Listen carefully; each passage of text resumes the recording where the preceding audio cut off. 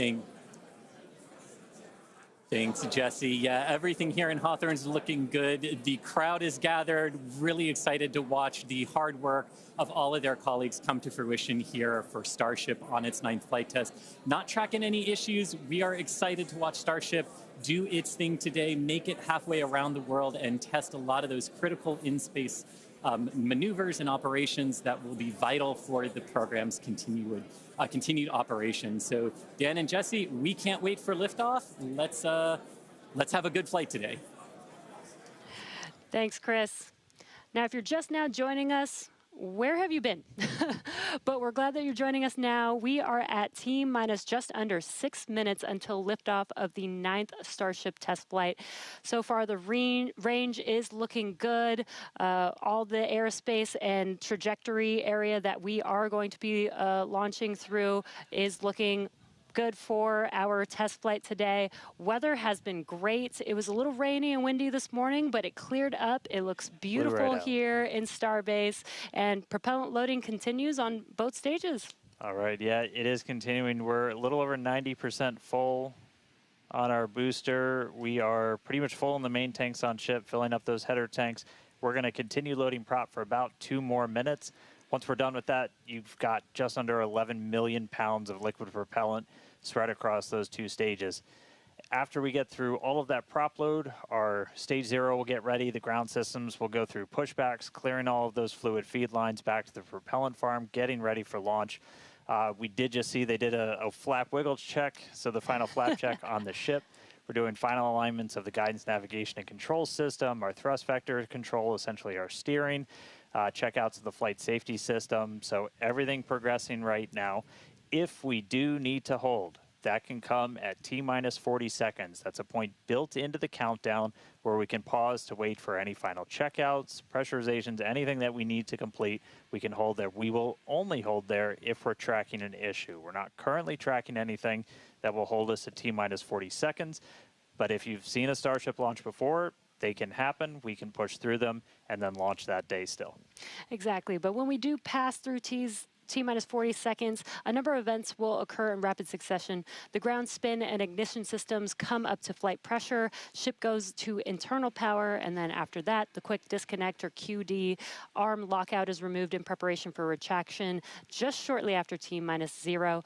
And once we pass T-minus 40 seconds, we do still have the ability to recycle the count under certain conditions back to T-minus 40 seconds, and then hold there to assess what happened and see if we can proceed again back down to T0. Yeah. There are a couple of things, kind of gates in that timeline that if we pass through that and we hit a hold, we'd have to scrub for the day. One pretty visual one will be if the water starts flowing for that deflector system that's underneath the launch mount. That happens right at around T-minus 10 seconds. For flowing water, we can't turn it off after it starts, and if we hit a hold, we're scrubbed for the day. We would need to refill those water tanks. We would also at that point need to refill all of the propellant tanks, as 11 million pounds of propellant is a whole lot. We can typically do that in about 24 hours, so we can always turn around to try again tomorrow. But we are coming up on 3 minutes away from liftoff. We should be hearing that we're closed out of prop load on the ship at this point. Booster coming up shortly. Wow, the weather just looks amazing there with Starship on the launch pad. Just about 2 minutes and 45 seconds from T0 with a lot of objectives for today. The booster, the Super Heavy booster flying today, will be flying for its 2nd time. Last flight was on flight 7 and just turned around in 2 flights, which is pretty incredible. I'm super excited to see that booster fly again. All right, we did just hear we are going to hold at T-minus 40 seconds. So we'll pass along some more information once we hear that reason. But again, that's not the end of the day. We can hold at T-minus 40 seconds for quite a few minutes. We eventually have to start looking at our temperature of all of our propellant on board. That's usually what drives us to, if we've held too long, we have to stand down for the day. So we are expecting a hold at T-minus 40 seconds. Sounds like we're going to be doing some additional checkouts on the booster Raptor while we're at that T-minus 40 second mark. So we will expect to see the clock pause at T-minus 40. And then again, we've got a couple of minutes. They can work through the issues. If we're able to clear them, we can still launch today. If it's something that we can't, we can always stand down, turn around, recycle, fly again tomorrow. Again, that's really important. This is what terminal count is exactly for, is to be checking the vehicle, monitoring the vehicle systems as it makes its way down to T0. And again, this gives us the ability to catch anything and be able to hold, as Dan has been saying, and recycle if we need to, or pause so that we can work through those issues and see if it's something that we need to stand down for. And as Dan mentioned, we will be holding at T-minus 40 seconds, so in about 20 seconds from now. Yeah, so we'll hold there, and they'll work through these final checkouts on, sounds like just one of those Raptors on the first stage on Super Heavy, which, as you said, we're reflying it for the first time. 29 of those 33 engines have already been used in a launch, one of which has already launched Twice, and twice, we'll go for and its is getting ready for its third All right. time. And you just heard our flight director for the day, Joe Sliker. He just shared that we are going to hold at this T-minus 40 second mark. Keep an eye on one of those Raptor engines on booster.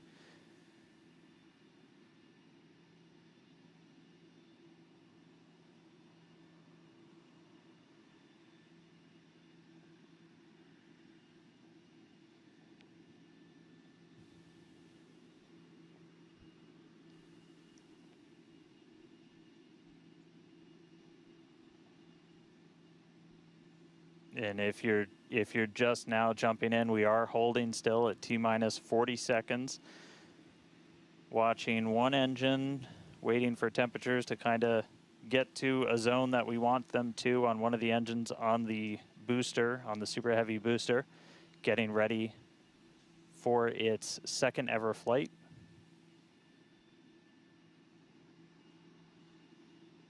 We'll just continue to hold. Again, we can hang out here for several minutes. We held for a while on the first attempt last time and then cleared it, and then we triggered a different issue on the ground side. But again, this is exactly what it's for. This gives us the best chances at success. And the clock is rolling. There we go. All right. T-minus 30. Let's listen in. Watch that first flight proven Super Heavy. Get ready to take off from Starbase.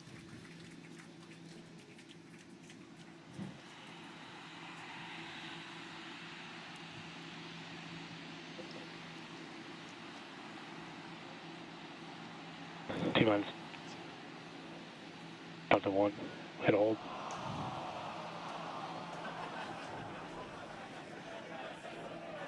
We did have a hold, and looks like the clock jumped back to T-minus 40 seconds.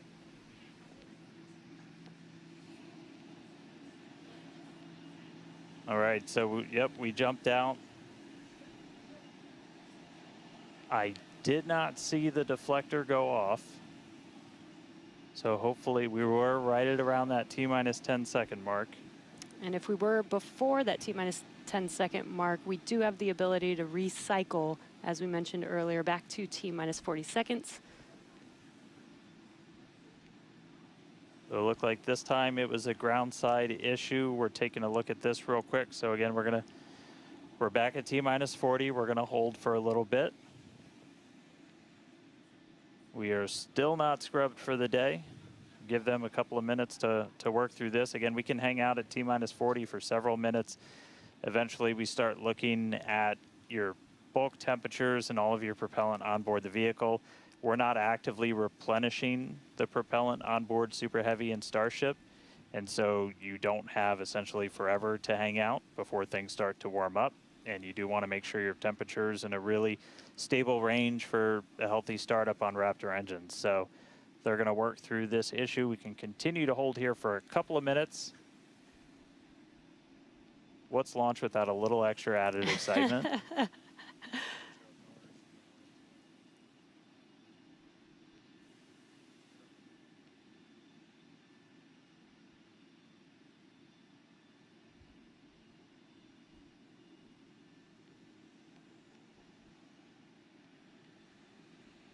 All right, so Cumulatively, we've held for a little over 3 minutes between the two holds.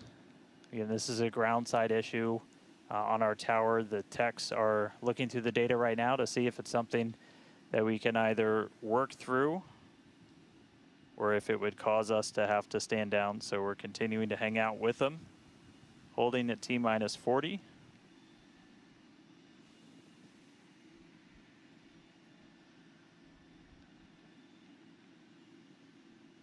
And if you're just joining us, we did initially hold at T-minus 40 seconds. We continued the count, but recycled before we got to T-minus 10 seconds.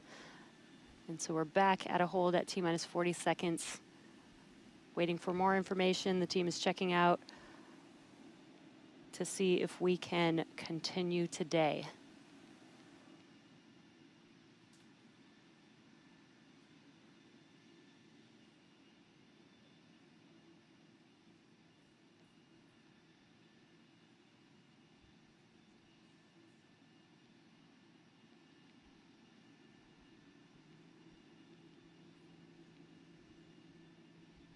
And we're continuing to hold here at T-minus 40 seconds.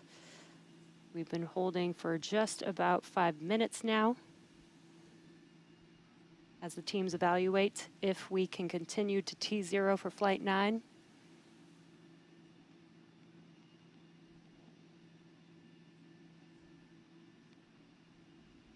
All right, so it sounds like we're coming to a resolution.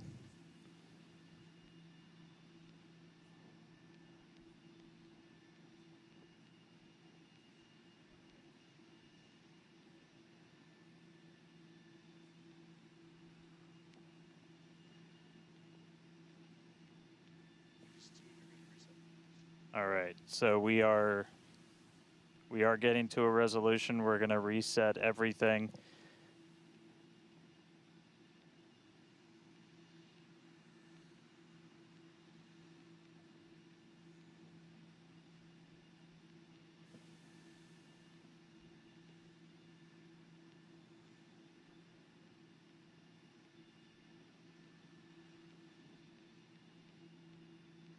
All right, so we're going to see the clock. It is now rolling.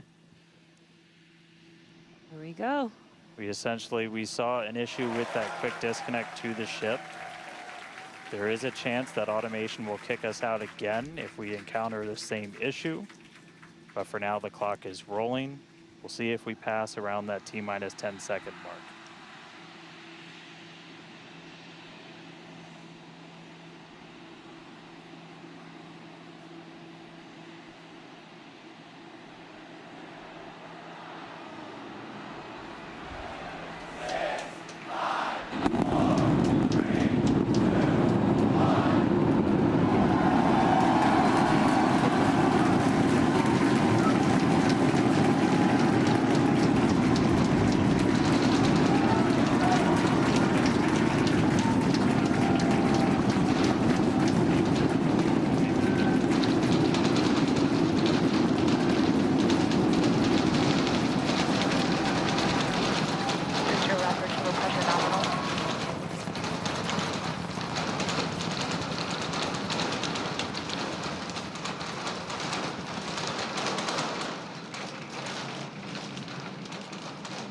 T plus 40 seconds, it's one hell of a sight from here. We see it arcing right over top of us. We see 33 out of 33 Raptor engines lit on Super Heavy as it starts to ascend skyward.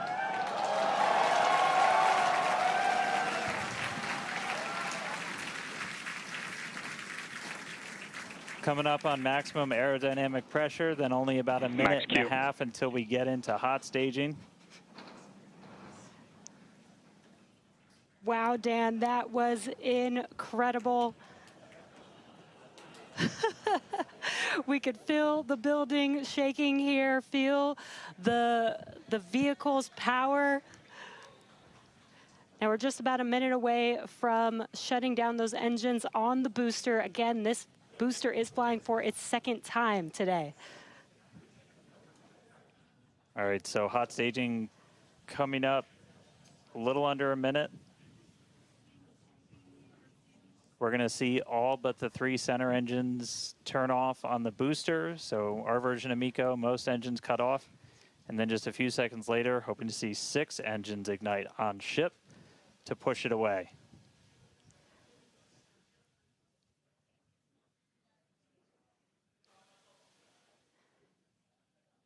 All right, hot staging, about 30 seconds.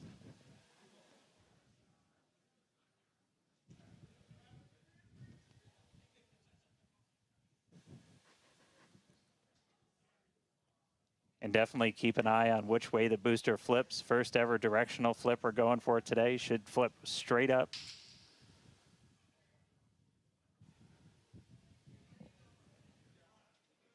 See those engines powering down?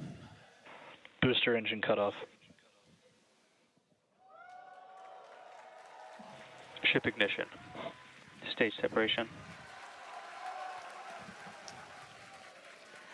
Incredible flip by Super Heavy booster, and you can see those 6 engines, those 3 engines on the ship ignited. 6 healthy Raptors running on ship, on its way to space. Peek that engine view, booster doing the boost back. Chris, how's it looking over there in Hawthorne, man? It is looking... Raptor, chamber pressure is nominal. It is looking absolutely incredible here in Hawthorne. As we said, 6 healthy engines on ship. We've got 13 out of 13 engines on the booster. Now down to those 3, which is what we expect in the final moments of the boost back burn. Now, as a reminder, we are not recovering the Super Heavy booster today. We are instead going to do booster some... boost back, shutdown. And there we had a good shutdown of the boost back burn. Next up will be the jettison of that hot stage Ship ring. avionics, power and telemetry nominal. Great call out there that everything looking nominal aboard the Super Heavy vehicle, which is returning to Earth, and we're going to be doing some experiments with it, including a higher angle of attack re-entry, as well as some engine tests as it gets closer to the Gulf. We are, again, because of these tests not recovering it, we are sending it to the Gulf on purpose to do those tests. But again, you see the booster on the left-hand side of your screen. You see ship with 6 healthy engines continuing its ascent to its planned suborbital trajectory. Everything going very well so far for Starship's 9th flight. Now 4 minutes, 15 seconds in. Great views from inside of the aft engine area of ship there, looking at those 3 sea level and 3 Raptor engines on the right-hand side of your screen. The booster doing its LOX dump, that liquid oxygen dump. So because we don't need some of that liquid oxygen propellant in its tanks, we vent that propellant out to lessen the booster's mass as it comes in for its landing. Just absolutely gorgeous views watching these 2 vehicles do their respective things in the skies over Texas here today. And Dan, we're approaching the 5-minute mark into the flight. Super Heavy is descending rapidly. What can we expect here in the next few minutes as it does its atmospheric tests? Yeah, now as we had talked about, Super Heavy might not have a very smooth ride down. We're going to be putting it through this higher angle of attack. So we're kind of pitching it up a tiny bit, increasing drag.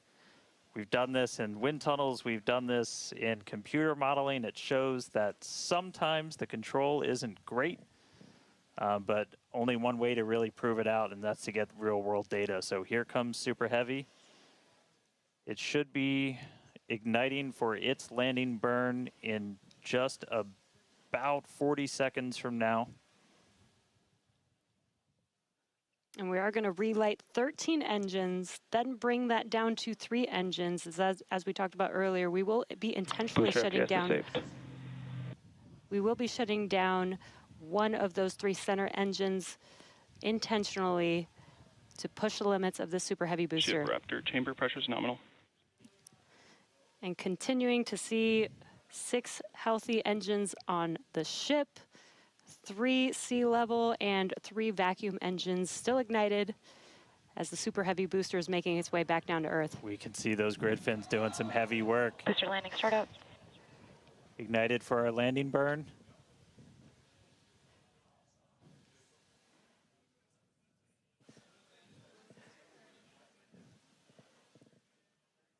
It may have ended with that landing burn.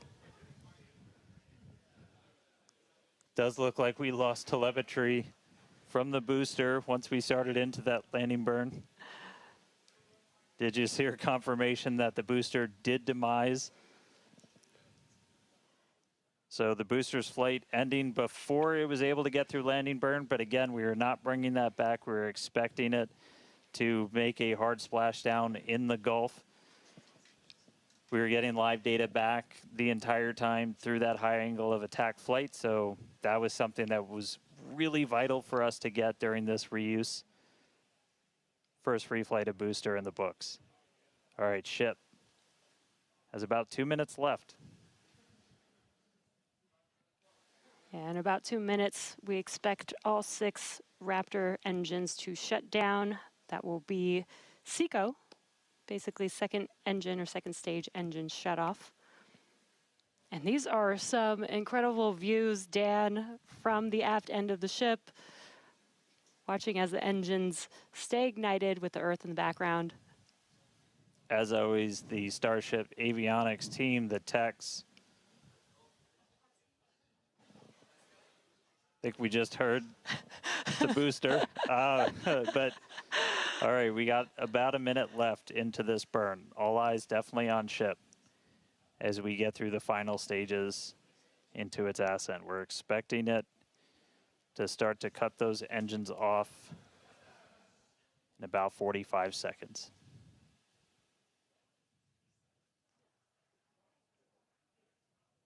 Terminal guidance.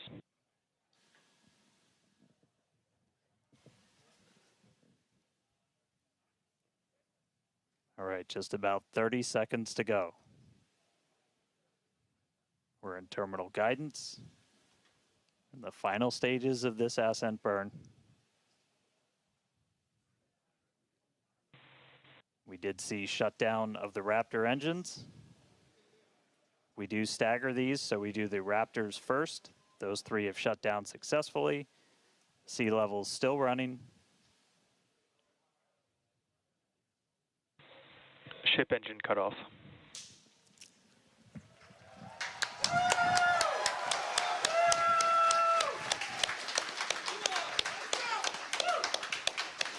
Ship engine Nominal cutoff, insertion. the 3 most beautiful words in the English language. And great call out that we had nominal insertion.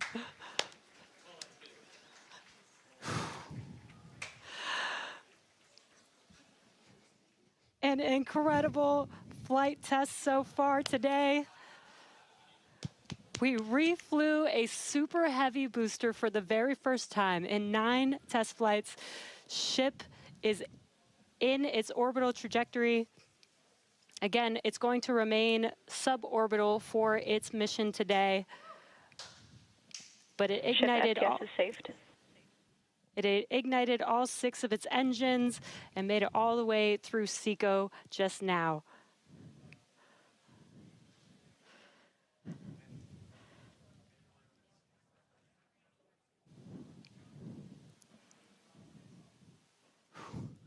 What a moment. Incredible. All right, And but I we got- mean, that's, still lots to come for the rest of this flight. Per usual, I need to collect myself.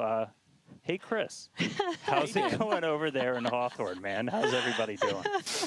I think the elation and the excitement and the happiness at what we just saw achieved carried through across all of our sites. What an incredible view to see Starship back orbiting the Earth just under 11 minutes into our mission. Absolutely exciting to see all of this, and super pumped especially to see all of the team's hard work in action here today. As guaranteed, it has been an exciting evening so far for Starship's 9th test flight. We lifted off a little bit after 6:30 p.m. after a couple of holds that were triggered at the T-minus 40-second mark, but we were able to clear those, one on the Raptor, one on the tower, and we were able to lift off successfully from Starbase. 33 out of 33 Raptor engines lit on the Super Heavy, all 6 engines lit on ship, bringing it to its planned suborbital trajectory around Earth. But as Dan said, we've got a lot still coming up in our flight sequence. So coming up at about T plus 18 minutes, 26 seconds, we'll have the first deployment of simulated Starlink satellites planned from Starship. That will be followed at about T plus 37 minutes and 49 seconds by the relight of a single Raptor sea level engine in space. This is going to help us gather data on our ability to do a deorbit burn for future Starship missions that will go orbital. And then, of course, one of the biggest tests yet to come is the new heat shield modifications to Starship. And that'll start with re-entry into Earth's atmosphere at about the T plus 45 minute mark, which should take about 16, 18 minutes to complete.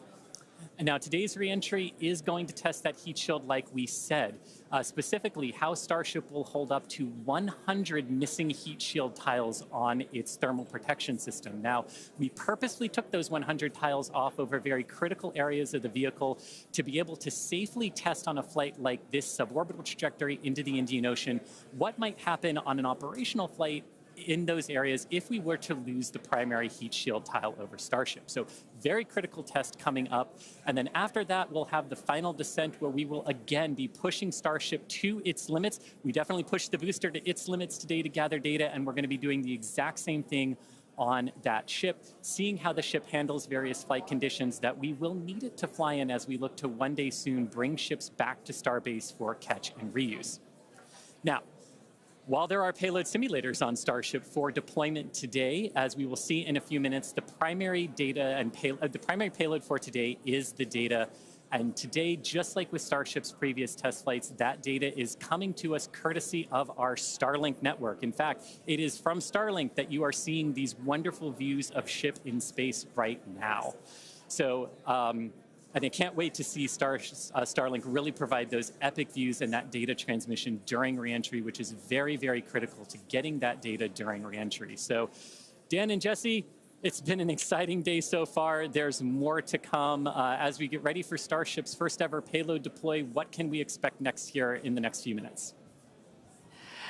Thanks, Chris. Just going to reiterate, thank you to the Starlink team for these incredible views today. In a few minutes, Starship will deploy 8 Starlink simulators, similar in size to our next generation Starlink satellites. The Starlink simulators will be on the same suborbital trajectory as Starship, meaning they will passively re-enter the atmosphere, just like Starship. With tests like these, we can see how Starship's payload deploy systems work in flight while ensuring that the simulator satellites pose no safety risk to people on Earth or for other satellites in orbit. Now, this also ensures that any parts of these simulator Starlink satellites that do survive reentry splash down harmlessly in the middle of the Indian Ocean. And then before we get there, though, we're going to have to open up that payload deploy door. So we've only ever done that one time before. Pretty sure it was Flight 3. Someone on the internet, please check me. But that was the only time we ever opened it. And we've had Starlink simulators on the last 2 flights, but we haven't gotten to this moment yet where we're able to open up the payload door and start deploying these. It's going to be pretty cool. We've got them stacked inside of the Starship payload bay, and we'll have potentially a couple of views. You saw one camera pop up. Oh, there we go. Look inside of the payload bay of Starship.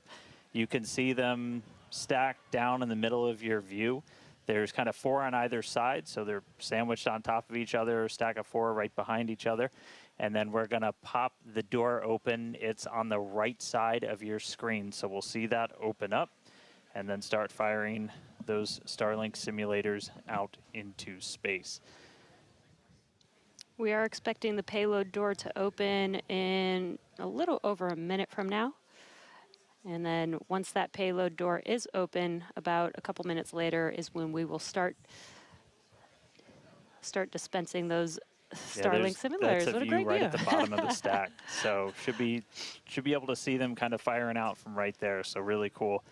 And eventually these are going to carry dozens of the next generation of Starlink satellite into space, and those are going to enable some truly insane things in terms of speeds from space and what we're able to do.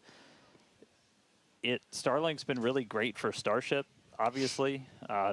Getting live video back is really cool, but just the amount of high-speed telemetry, everything we're able to get back is insane. And for a development program, that's kind of everything.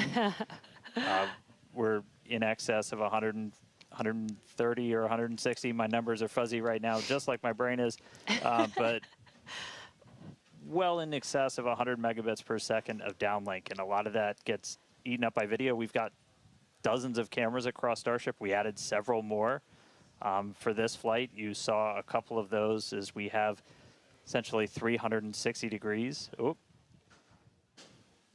Open the pod bay door, Hal.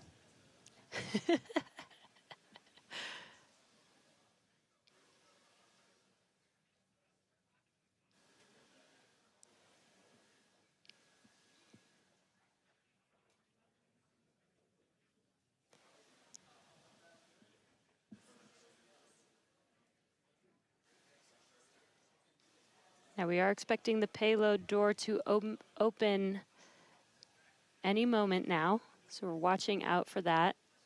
Again, you're looking at the inside of Starship as it's suborbital.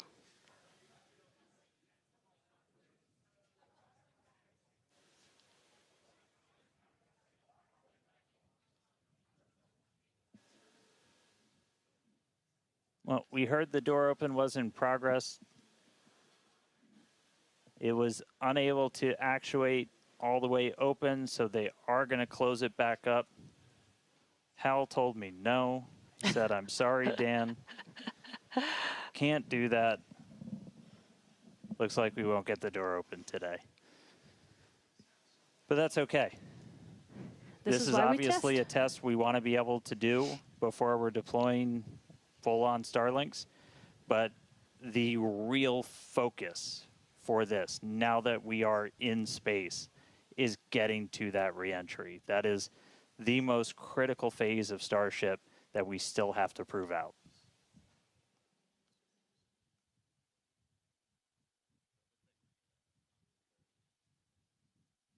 All right, well, so it does look like we're not going to be able to deploy Starlinks today, but we should have pretty frequent views from Starship. They might cut in and out every once in a while, but should be pretty regular.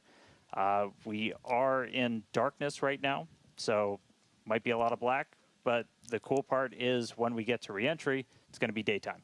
Yes, and we did that on purpose so that we can get some live daytime views as ship is returning back to Earth. All right, so we are going to take a break. Enjoy these views as we get them. Enjoy the tunes. We'll be back in a couple of minutes when we get ready to relight one of those Raptor engines on orbit. See you soon.